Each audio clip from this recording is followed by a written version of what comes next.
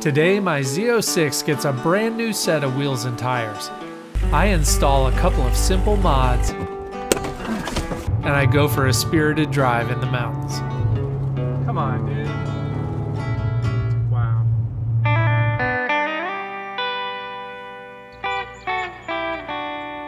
I'm turning my Corvette Z06 into a Porsche GT3 killer, but lately I've been kind of down in the dumps because I can't drive the car on track.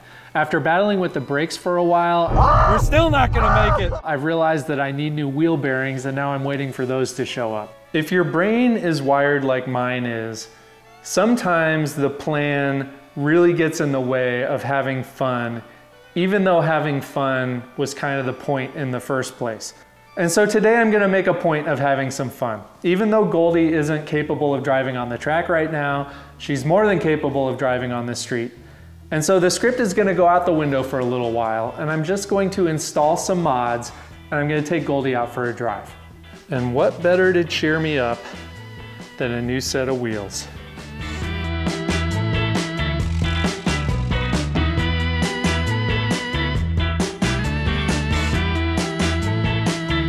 All right, we got them unboxed. Let's see what they look like. Ooh. This is the Apex EC7RS forged aluminum wheel, 12.5 inches wide in the rear, 11 inches wide in the front. Man, I'm stoked about these things. Just premium quality. They've got a knurled edge on the inside here to make sure that your tire doesn't spin on the rim. I picked Apex because they came on my radar, I guess it was a couple of years ago when they were developing their Corvette wheels. They were really active on the forums, and you could tell that they wanted to get everything just right for their customers. And then their website is really handy. They've got a tool where you pick your model, and then they list the different sizes you have available. It's just really user-friendly, and you can figure out what you need. Now I really want to see them on the car. Obviously I can't do that without tires. These are not the factory sizes, so I need a different set of tires. Let's check those out next. Okay, for tires, we went with the Nankang AR-1, 335s in the rear. That's a 315 in the front compared to a 275.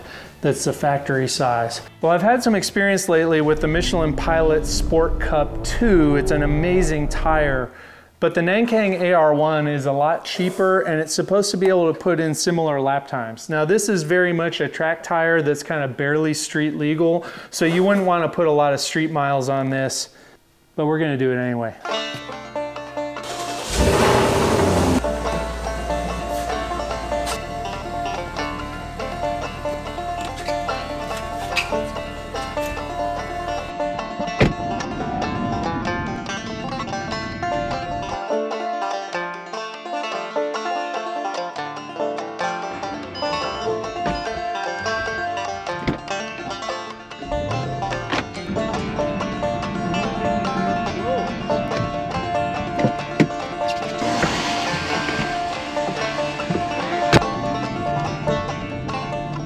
The wheels and tires are at the shop getting installed, and so I have some time to do a couple of other quick mods. The first one is for the exhaust. When I drove Ryan's car recently, I was amazed at how good it sounded and how much that sound influenced the driving experience, but I'm not sure that I want to do a full exhaust system. I want to try something that's a little bit of an in-between first, and it's called mild to wild. Here it is, there's not much to it. All it takes to install this thing is a 7mm socket, so let's get started. All right, now that we got it installed, it should be a matter of just starting the car and then trying it out.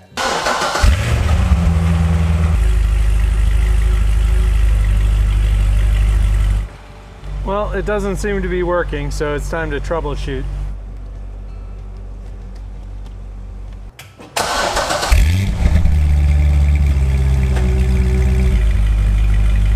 All right, I've got the mild to wild installed. It appears to be working, but my exhaust valves have failed. They are open all the time by default, no matter what the mild to wild is telling them. And that means that there's a solenoid in the system that has probably failed. This is par for the course with this car. Okay, this one should work. This is a Brey Krause harness bar. I had one in my C5 Z06. And of course it's meant for mounting your shoulder belts, but it's also really handy for mounting a forward-facing GoPro. And that's something I'd like to do even before I get racing seats and harnesses installed. You have to do a fair bit of interior disassembly to install it, and that means the seats need to come out. It's a very similar process with the C6 Corvette as it was with my old C5. The quality of the kit is great, although the instructions could be a little better. Some of these interior panels don't want to come apart very easily. I struggled with some of the clips.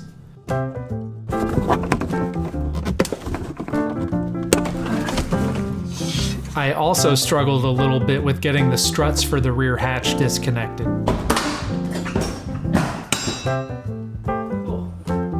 Once you get the sail panels out, you also need to remove the seatbelt shoulder mounts because the harness bar brackets use those bolt holes. Yeah, it's ready for pickup. Perfect, thanks a lot.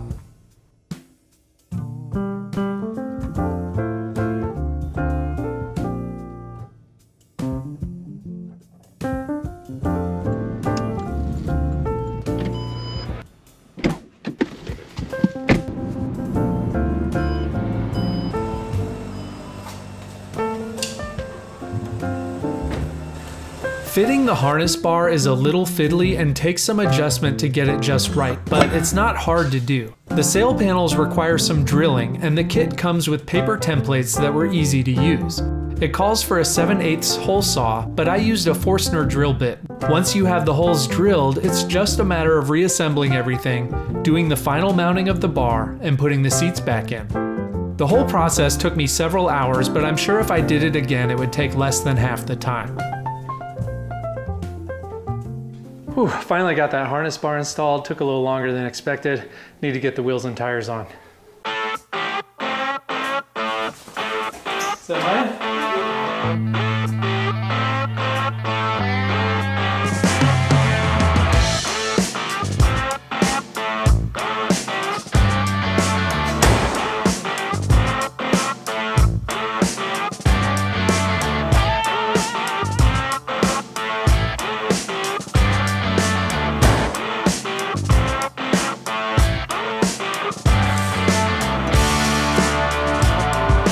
Oh man, I'm excited. I'm really feeling good about how these wheels look. I think they look a lot more aggressive, a little more motorsports oriented. I'm glad I bled the brakes. I put the passenger side wheels and tires on, and then I remembered that last time I drove the car, I had a bit of a mushy pedal, bled the brakes, and there were air bubbles in all the calipers that I had previously disconnected. So yeah, tonight I'm gonna take it out just for a little test drive. I almost forgot.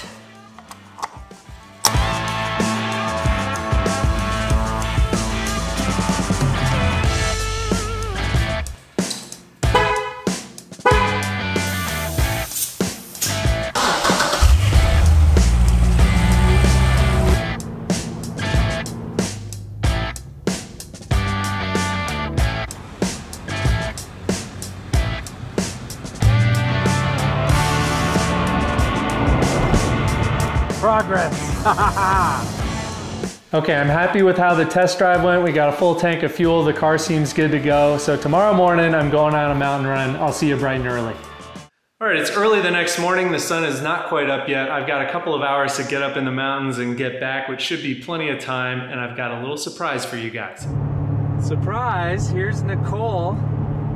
So this is Nicole's first time in the car since we did the rally all the way back in October.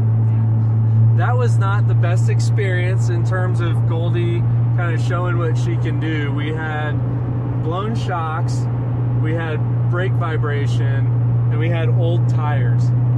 So all those things have been addressed now, plus a couple of little upgrades. On the agenda for today, we're gonna go up into the mountains. We're gonna do the same mountains that we drove when we started the rally, and that was an absolutely terrifying experience. So I'm hoping that this time it'll be a little bit better with the car improved.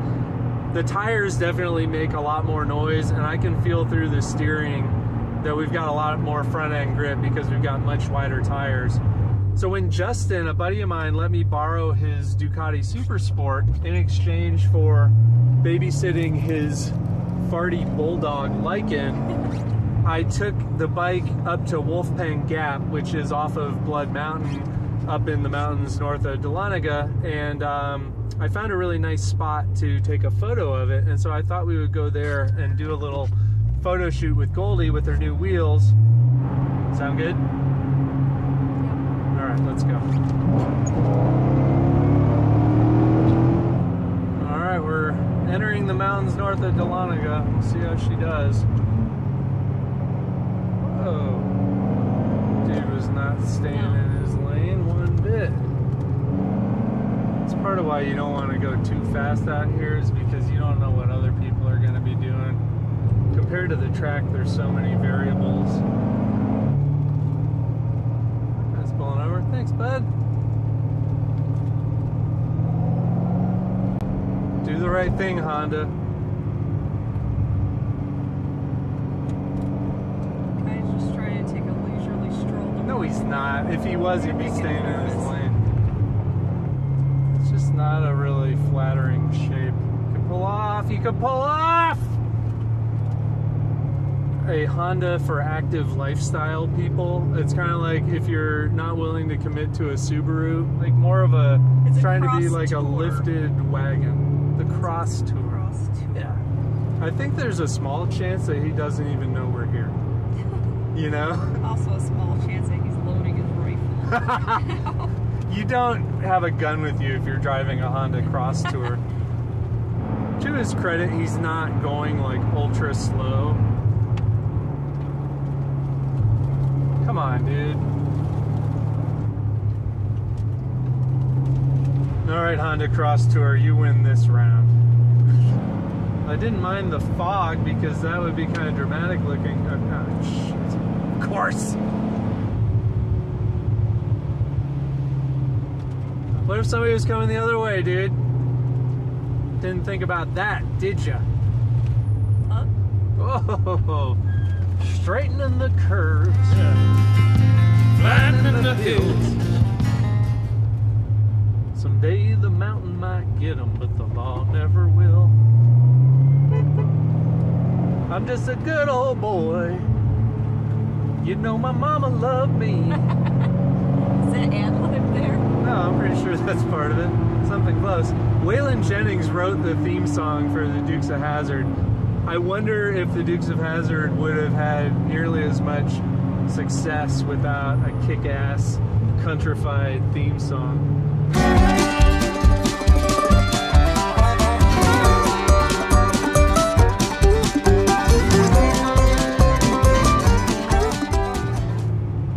Ooh, and it's muddy. Ugh. How'd that happen? Oh, here's our spot.